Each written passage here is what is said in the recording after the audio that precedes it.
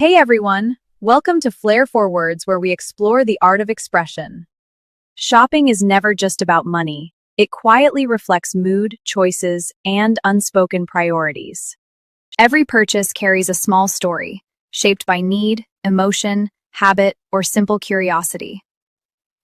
Today's words explore shopping as lived experience, not pressure, promises, or polished advertisements. Let's take a quiet moment now and explore this together, calmly, without rushing, just understanding it naturally.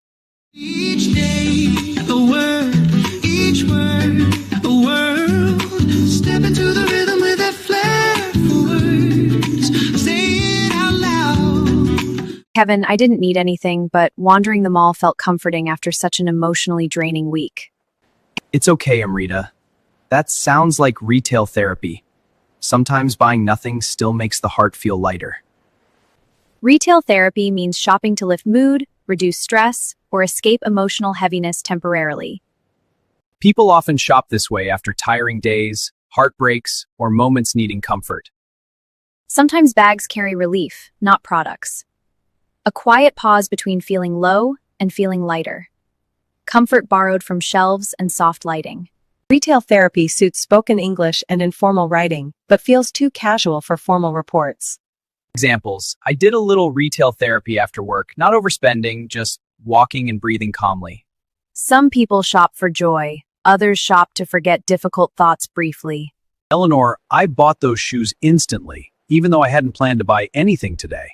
Robert, that sounds like an impulse purchase. Excitement often arrives before common sense does. Impulse purchase is something bought suddenly, without planning or careful thought.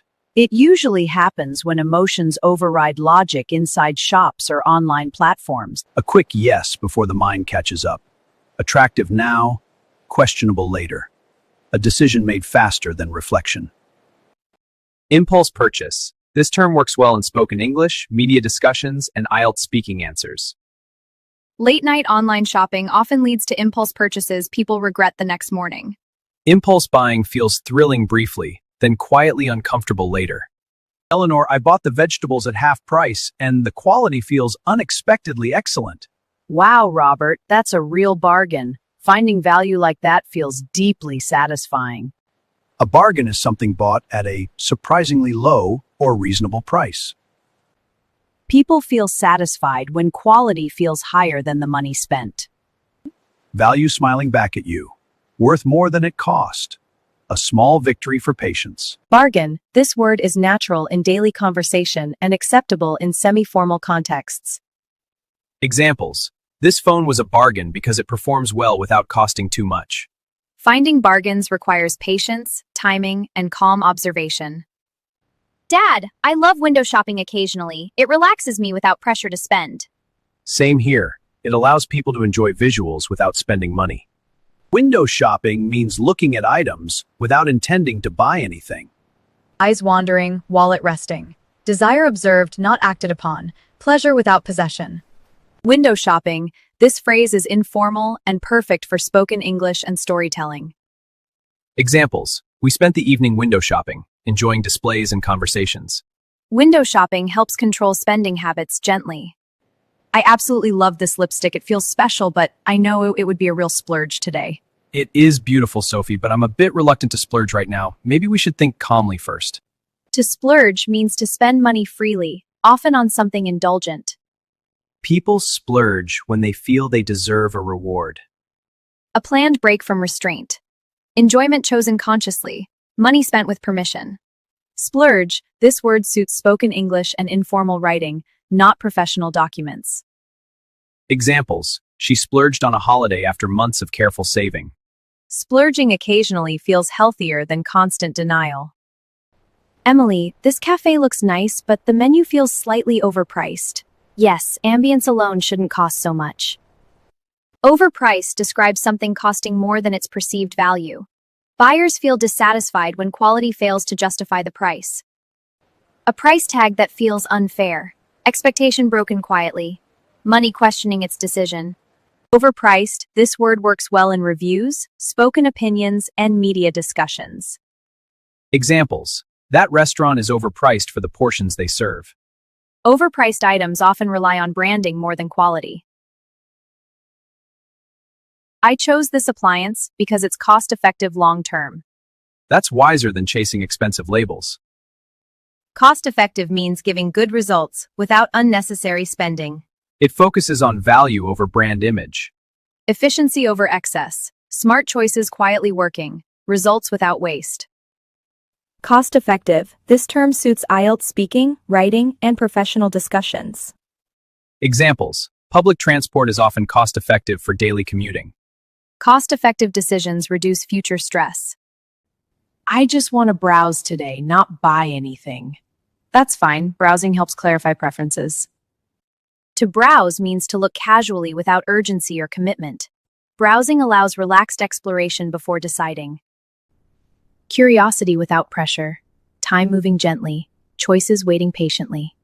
Browse. This word is common in spoken English and everyday writing. Examples. I browse online stores during breaks. Browsing reduces impulsive spending. I like buying versatile clothes that work for office and weekends. That makes dressing simpler and smarter. Versatile describes something useful in many different situations. Shoppers prefer versatile items for flexibility. One item, many roles. Adaptable without effort. Quiet practicality.